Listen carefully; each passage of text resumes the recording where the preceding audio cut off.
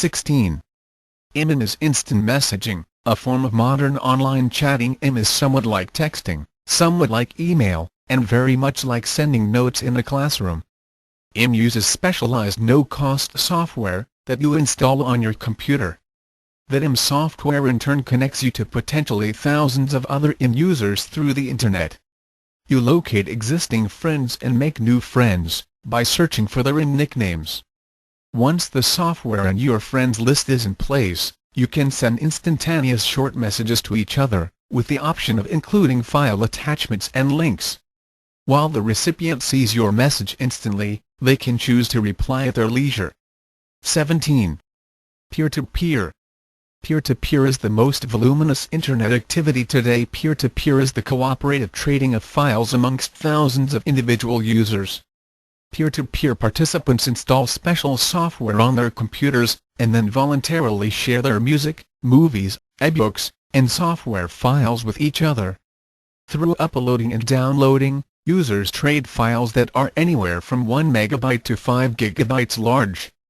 This activity, while in itself a fully legal pastime, is very controversial because thousands of copyrighted songs and movies trade hands through peer-to-peer. Sharing music online, some musicians hate it, some musicians love it. It's barely legal in the USA.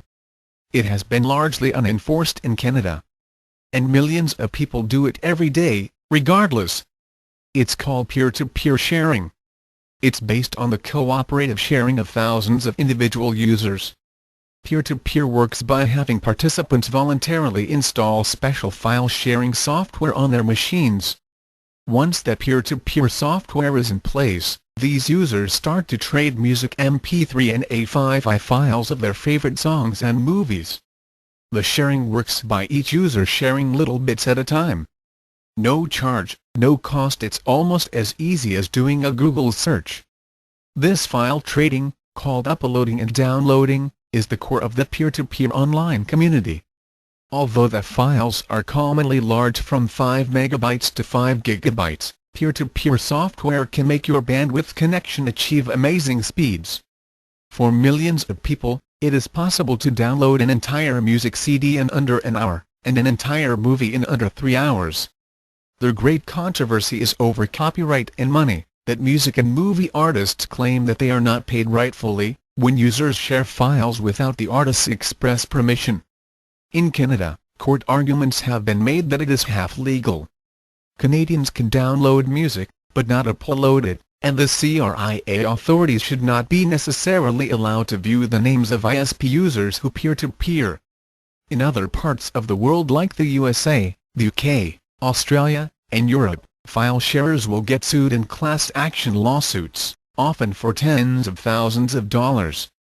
In a couple of intimidation cases, the governments of Australia and Britain actually charged some file sharers in Crown prosecutions. Yet despite these frightening law court actions, millions of people still trade files every day. This controversial habit started with the most famous of peer-to-peer networks, Napster 1.0. Napster flourished from 1999 to 2002, and enjoyed 70 million users trading music. At its peak in 2002, Napster was estimated to have 85% of the college students in the USA participating in some way in online music trading. Something sad happened to Napster in 2002. The Recording Industry Association of America sued Napster for copyright infringement, and ordered 250,000 songs removed from its peer-to-peer community. 18.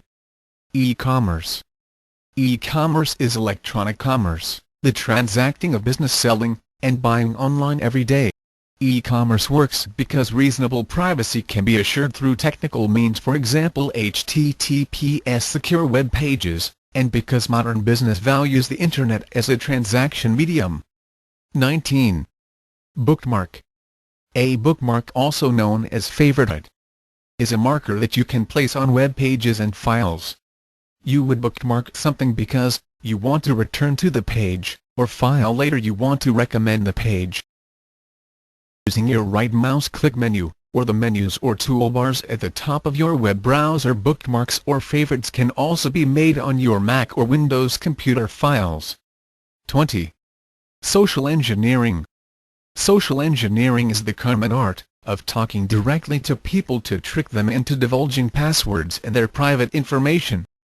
All social engineering attacks are some form of a masquerade or phishing attack, designed to convince you that the attacker is trustworthy, as a friend or as a legitimate authority figure. The attacker might use an email, phone call, or even FaceTime interview to deceive you. Common social engineering attacks include greeting cards, bogus lottery winnings, stock investment scams, warnings from an alleged banker that you've been hacked, credit card companies pretending to protect you. Cybercriminals know that the best way to breach defenses is to trick the user into doing something harmful.